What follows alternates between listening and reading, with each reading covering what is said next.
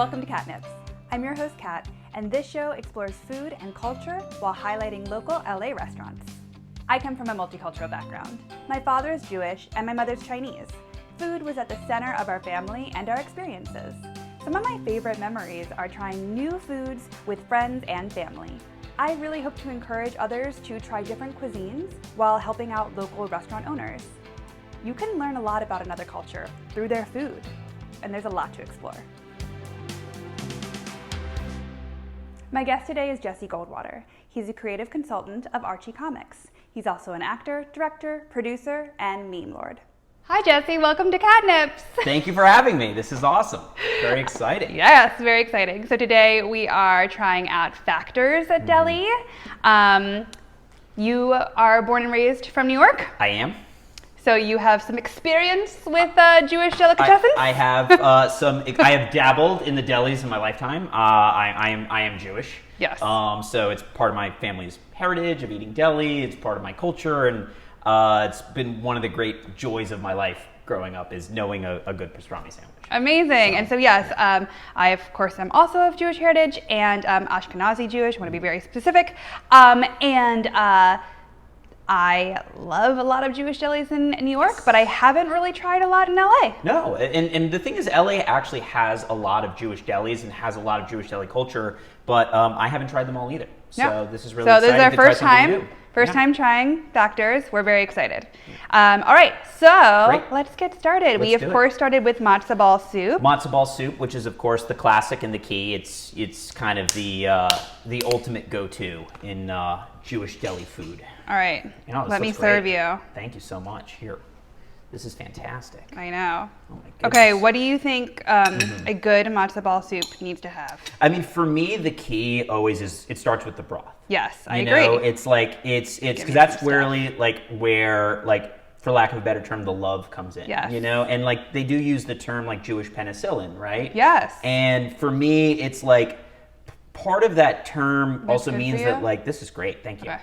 Is sort of like you want it to kind of be the same every time. You want it to work its magic every time. Mm-hmm. And there's a certain sort of like baseline with I think that starts with the broth that really goes like this is what makes a great matzo ball soup. Obviously the matzo ball itself, the texture, the tenderness, you know, does it have like good chunks of chicken and carrots and vegetables? This and all also that? has some noodles. This has good noodles because too, sometimes really they don't nice. have noodles. No, some places will like be like, listen, noodles are extra or like not at all. But this looks great. All right, shall we? Let's do together? it. Yes, ready? 1, 2, 3. Oh, you know what? That's good. That's pretty good, man. That's good. That's good. The matzo ball is light and fluffy. Mm-hmm. The carrots are fresh. Yes, I love also how clean the broth tastes. Yeah, you know, because it's flavorful. Like it's got a little bit of salt, which is what you want, but it's not too salty or too overdone. It's like sometimes like it can go either way, where it's like over seasoned, overly salty, overly rich, or too much like sort of like greens or things like that, like parsley and stuff, or it's just very bland, where it's kind of like watery. And this is not. This is very fresh, very rich, but not overpowering. It's really nice. It's really nice. I really like it. I like it a lot. Yeah. For people who out there might be like, I've had chicken noodle soup. What's the big deal? Like, how would you have like chicken noodle soup versus matzo ball soup? Yeah, I think like the thing is like with matzo ball soup, it's because like you have to kind of press the matzo balls by hand. Yes. It really adds like a different element to it. You know what I mean? It's that thing of like the matzo ball. Like I think the thing is this is like you kind of want the broth to have a certain uniformity, but I think like the matzo ball is where like the individuality of each soup comes in. It's like the way like my grandma makes her matzo balls is unique to versus how these are, but they're both equally delicious, you know? There's certain sort of things you want like at least for me, like some are denser than others, but like for me, like I like fluffy, light, you know, like that's kind of the ones I want. But like I think like to kind of like add your individual spin to your soup, I think it comes in the form of the matzo ball itself. Yeah, me too. Yeah, this is really great. It was really, really good. I love how clear the broth is. I love the matzo ball. I love that it's not, sometimes a matzo ball can like be very crumbly. Yes. This is staying its integrity. Its integrity is staying very well. And the carrots are soft, but not like too mushy. Oh. It's perfect. This is great. So Jesse, what role did food have in your family? Food was very important in my family, and it's particularly like around the Jewish holidays. Like that was really the time like my family would come together. You know, we have Rosh Hashanah, which is the Jewish New Year, and then there's also Yom Kippur, which is, you know, the holiest day in the Jewish calendar. And for me, growing up, like those were the times where we would really like have a big dinner or and obviously break the fast on Yom Kippur. And for me, like those events, like they'd be with a lot of the traditional Jewish food, you know, and that like the sort of flavors and smells and stuff, like I associate all of this with those kind of holidays of like Jewish deli and soup and like all that, and just like family getting very, together. very communal. Yes, it's like it's familiar and familial at the same time. Yeah. And there's this sort of like experience of sharing in that. And growing up in New York, like I'd go to delis with my grandma or go to delis with my family, and it's just like there's something about it that's like very much like it is true comfort food, which is so cool. And I feel that way too. Yeah. Even the smell of it was really great. I will say something about Factors, because I went and I got this amazing food and brought it. The feel, the vibe of the inside, it felt very New York. Yeah, like they have like like big glass displays. Yeah. Yes, with, you know, desserts and breads and olives and meats, and it was just like so cool. And then in the back, like that was in the front, and then in the back was like booths and like and like, you know, people having a good time, and like I was just like, oh wow, like, and they were all very busy, and like everyone was like on the phone and like, you know, taking an order, and I was like, oh my gosh, it's like the first time I've like felt a little New York. I have a little East Coast flavor on the West Coast. And like that's the whole thing too, is like when you walk in, if you've never been to a Jewish deli, like having all the display cases with like the cookies and the breads and all of that, and you see like all the meats, you see the pastrami and the turkey and the corned beef and salami and all that stuff. Like it's all meant to be seen, and like you see the pickles and all that, and there's something very inviting about it. You know what I mean? And it's enticing, of course, but it's like it's meant to be like inviting and like come on and kind of like, you know, like you can kind of like pick what you want. You know what I mean? It's like it's very much like set up for you. It's like it feels very much always in service of the customer. Yes, which is so cool. I love that. And so welcoming, and there's just like something so warm about it. And and like with all the booths in the back, it's like it's very much meant to be like you're here to enjoy and share in the experience with the people that work there and whoever you're eating with. There's a very communal energy about Jewish delis, which I really enjoy. We also have our Dr. Brown sodas. Yes, which is key, by the way. You cannot have any Jewish deli without Dr. Brown soda. We're having cream soda, which is absolutely fantastic. Well, that's good. Ooh, it's fizzy too. Yeah, no, it's great. It's sweet and delicious. It like weirdly enhances all the food, you guys. Really I don't know how, but it enhances everything I'm eating. You must get a Dr. Brown's. They've got cream, cherry, root beer. It's the best. But Dr. Brown's always is key. It started though with celery. It did, the celery soda, which is a unique taste. It's got like kind of like a peppery flavor. Yeah. I really enjoy it. My grandfather loved it. And I think if you have it when you're younger, and it becomes a taste that you like think it's fine. But I think if you had it when you're like in your 30s, it's unexpected. It's I don't think people would like it. It's very unexpected. But for me, I enjoy it because I associate memories of him. You know, and again, that's a huge thing for me. I really believe like food equals family, food equals memory. Food can transport us places. Totally.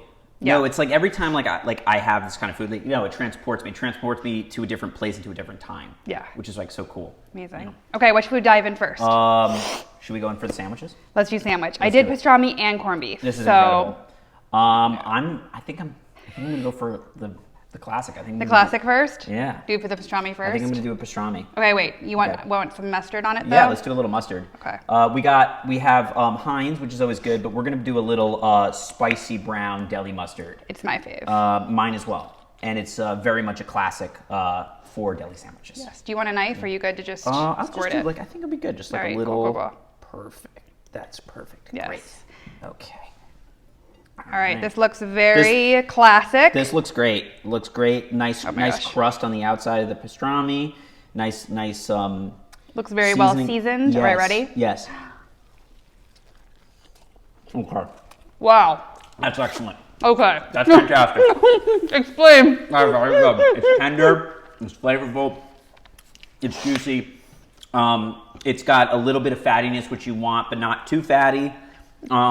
That's really great. That's really great. And then the other thing too that's really key for sandwiches, for Jewish deli sandwiches, is the rye bread. And you've got a nice fluffy center with a nice crispy outside, which is exactly what you want. You want that double baked where it's like fluffy and light in the middle, and then crunchy on the outside. This is excellent. This is excellent. Wow. As you see, it's kind of like crumbling a little bit, It's which like is what melting you want. in my mouth. Yeah, that's nuts.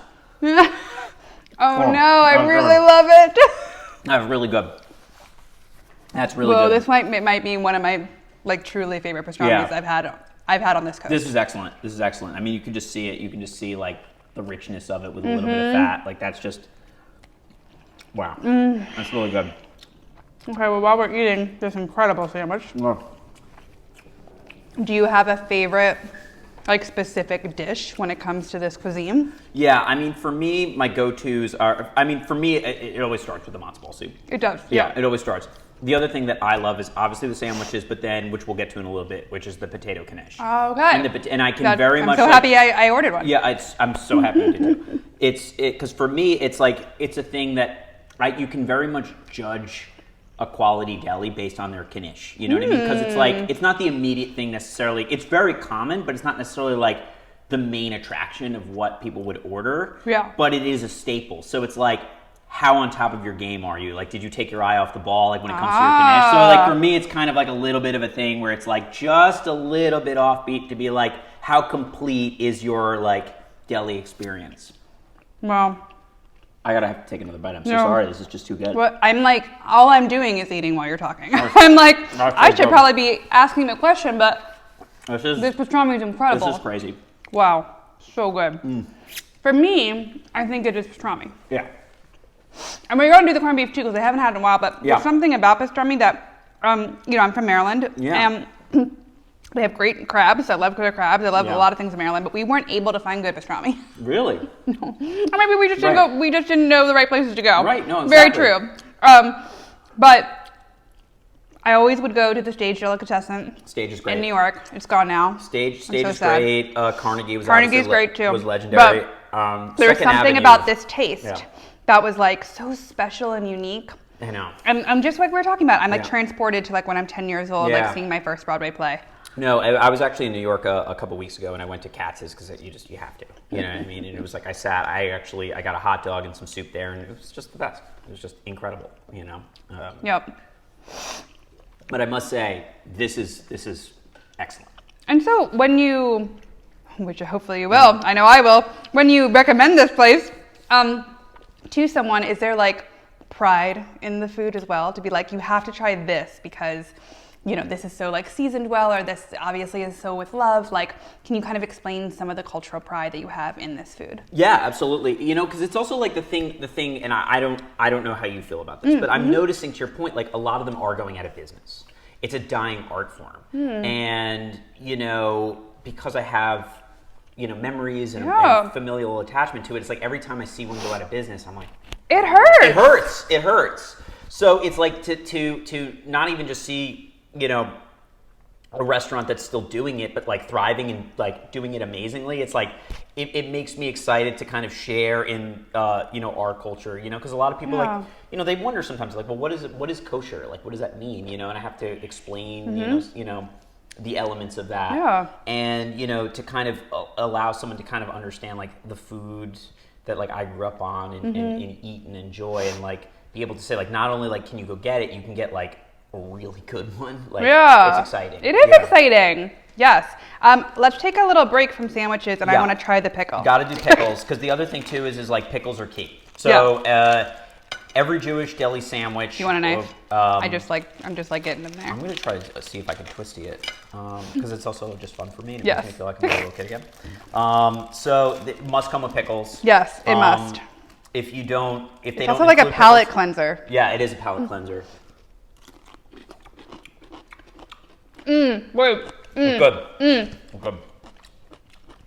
Good crunch, which is key. Are these half dills? I think. Yeah. I think they are. This is good. So half dills, I don't even know if I can explain the flavor. But half dills almost taste a little bit like a cucumber. Yeah. And they're truly my favorite pickles. No, it's And I fantastic. can't usually get them in like a regular grocery store. Yeah. No, it's true. And like the thing is like what you want is a little bit of crunchiness, a nice little bit of sour kick, sort of like an umami flavor to it, which is like really good. And yeah, it's like it's key, like you said, it's a palate cleanser, and it's like one of the staples. It's like the plate for me like just doesn't look complete if there's no pickle spear there. Like it's just not right. Yeah. You know what I mean? It's it's just not right. Amazing. Yeah. Okay. That was a great pickle. That was a fantastic pickle. Really, really enjoyed it. What do you want to do next? We could either do the sides or we could do the corned beef. Let's want to do a little bit of both. Let's do a little bit of both. Okay, I'll open these. Okay. Pop Here. these open. Got a little server. Little server. Great. So we have potato salad and potato coleslaw salad. that came with. Thank you so much. Again, people sometimes overlook these sides, I would say. No, you're right, they do, and it's key. It's key. And for me, I really need to know how someone makes their potato salad and coleslaw. Absolutely. And I'll put coleslaw on the sandwich with Russian dressing, which is a classic if you guys have never had it. Yes. It's really great. Thank you. Yeah. Ooh, that coleslaw looks good. It looks good. It's got immediately, it. actually, Yes. I can tell. I'm going to undo the bagel chips. Oh, yeah, too. we never did the bagel Yeah, chips we can with take the a little- matzo ball soup. Yeah, Whoops. We can do. So bagel chips generally come standard with your soup, which add like a nice little crunch. You could either put them right in the soup or have them on the side. I personally like to have them on the side because I like the crispiness of it. There's some chips for you. Thank you so much. Okay, what should we do first? Coleslaw. Okay, wait, I want to try this. Yeah, do a chip. I want to try chip. It's good. Crispy, light, airy, fresh, not too dried out, not stale. Seasoned. It's Sometimes they're not as seasoned as right, this. as you see, you got a little bit of poppy seed in there. That's fantastic. Ooh, very good. Oh, it's excellent. Very good bagel chip. Yeah. Wow, surprisingly. Okay. Should we do it? Yeah, which one Coleslaw? first? Let's do the coleslaw. Coleslaw. Yeah, it's the classic. And I got a little bit of pastrami on there. It's good. Not too mayo-y. Sweet. Not like, sometimes like, if you get like old coleslaw, it can be a little slimy, for lack of a better word. This is not. It's very nice. Yeah, really good balance of flavors, yeah. because sometimes it's too vinegary too. Yeah. This is so fun. Yeah. I mean, it's all the... I snuck a bite of the potato salad. Oh, wait, let me have one. It was just instinct. It took over. Oh, Excellent. yum! Great. Oh, I like it. Potatoes are soft, still have their texture. This is great. I love this deli. Oh, it's really good. Most delis, they have a massive menu. This one That is has a true. massive menu. That is true. So I would understand if you came here for the very first time being overwhelmed Yes. by the menu. Because the menu is like, I think it's like 6 pages. Yeah, long. no, they are overwhelming. And the thing too is a lot of them will have like variations on the same thing 20 times over. You can get 20 different versions of a pastrami sandwich Right. or a corned beef sandwich or whatever it might be. You know, triple decker, sky highs, all that stuff. And it can be very, very overwhelming.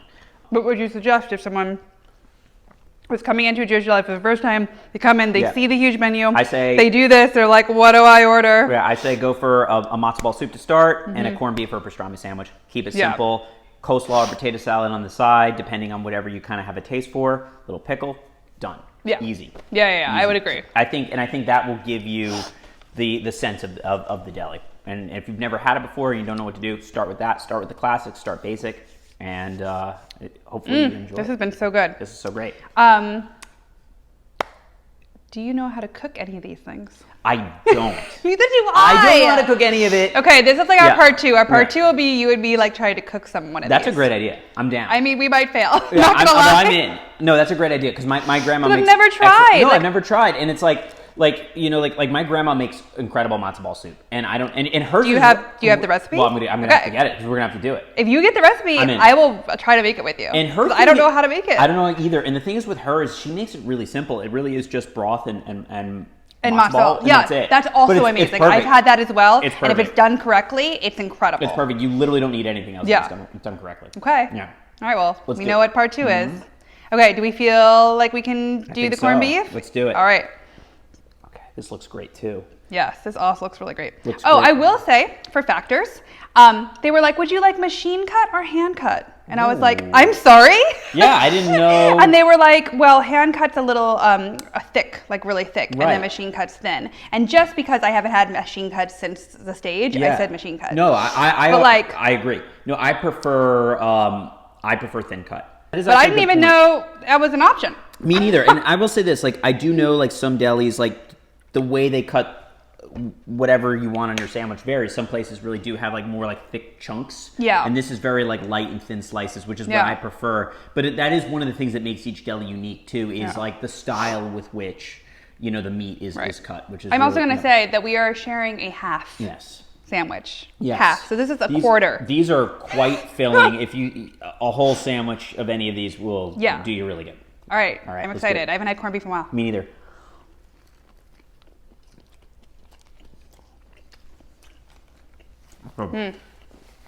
Very satisfying.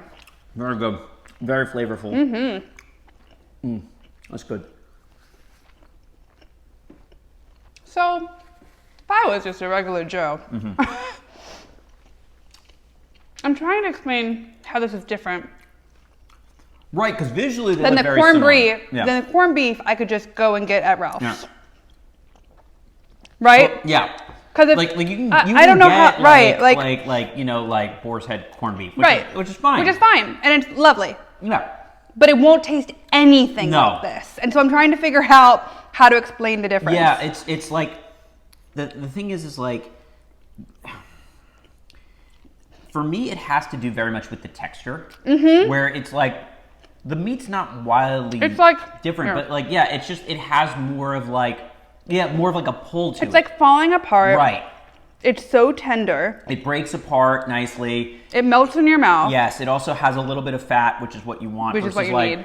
You know, and you can get, if you don't like it, they do offer lean corned beef, lean pastrami. But I'm telling you, get this. You want to. It is similar, but it has like more of like a juiciness and a lightness to it. It's not bad if you get it from your local market or whatever, but and I think the way it's cured is just different, and it locks in the juiciness, which is really what's key.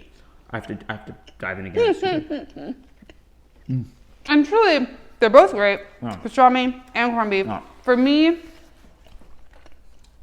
I think because I love spice. Yeah. For me, I'm more of a pastrami girl just because of that spiciness, and not really like a heat, but just like It's like a kick to it, you know, and it's like almost like a peppery. Yeah, peppery. It's with the curing with like the black pepper and all of that and the smokiness.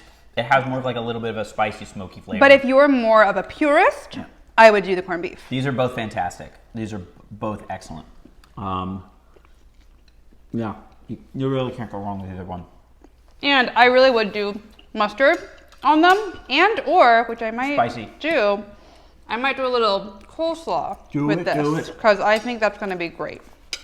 I think it's brilliant. Spoon? Here it is. I think it's brilliant. And I will say the sides are excellent. They are. They're really excellent. You said that your family had tons of like get-togethers. Yes. Was there ever like a friendly banter of like my soup's better than Aunt da-da-da's, or did everyone have their own thing that they did? Everyone had their own thing. Okay, so like that was key to avoid that. Right. Okay. No, everyone had their own thing. Like on my mom's side, she hosted Rosh Hashanah. On my dad's side, my grandparents on that side hosted Yom Kippur, and they did different things where like they didn't step on each other's toes. Got it. And so was a certain family member known for a certain dish? My grandma on my mom's side was very good with her matzo ball soup and very good with desserts. She was really good with that. She'd make homemade gefilte fish, which is a whole other thing, and it was actually quite good. And then on my dad's side, she'd actually cook steaks. Like she would do because beef is kosher, hence why we're having and she would cook like certain roasts and things. Pot roast was also a common thing that my grandmother on my mom's side made a lot, and I really enjoyed that. Love pot roast. Yeah, but and then part of it was they bring in a lot of the deli stuff and all of that, and the platters and all that for the holidays, and especially with break the fast, because for Yom Kippur, if you don't know, you're supposed to fast for 24 hours, and then you break your fast. And a lot of it is sort of like lighter breakfasty stuff like bagels and cream cheese and that kind of thing, and deli stuff because it's kind of it's an easy, soothing kind of meal when you haven't eaten for 24 hours. Do you crave? Well, when do you crave this food? Is it always? Is it when you're sick? Is it when you're homesick? Certainly when I'm homesick. And really for me, it's one of those things where like there's certain foods where I'm just not in the mood for it, And I will say this, I'm either craving it, or even if I'm not craving it, there's no scenario where if you put it in front of me, like I won't be like cool, put up a strawberry sandwich in front of you and you're like, no. I'm in. And it's funny because like I love Los Angeles, like don't get me wrong, like, yes. LA is a great place. But like I do struggle with like finding like good sandwiches and good I like it's not that I don't like to eat like certain kinds of things or whatever. It's just like I like this is the kind of culture and food that I know, and it's very simple. It's very flavorful, but it is very simple. Yeah. And when you live in New York, you get really what is it called? You get used to having a great bodega. Right, exactly. And that's the thing that I can't I struggle with it in LA, and not that they don't exist, but they're not. It's not as immediate as you just walk to the corner and get a really great sandwich. Yeah. Like you just can't do that here. So for me, it's like anytime like I have something like this, I'm like I'm in. I'm in. So basically, I guess ultimately I crave it 24/7. Amazing. No. I mostly, I definitely crave it a lot, but I will say when I'm sick, actually, it will be either, I mean, very much my heritage, but I'll like either crave matzo ball soup or wonton soup. No, those are my soups. Right. I'm like, I need wonton soup or matzo ball soup, stat. Yeah. No, I whenever I'm not feeling well, it's like for me like soup, matzo ball soup. It's like I'm in. Like it's perfect.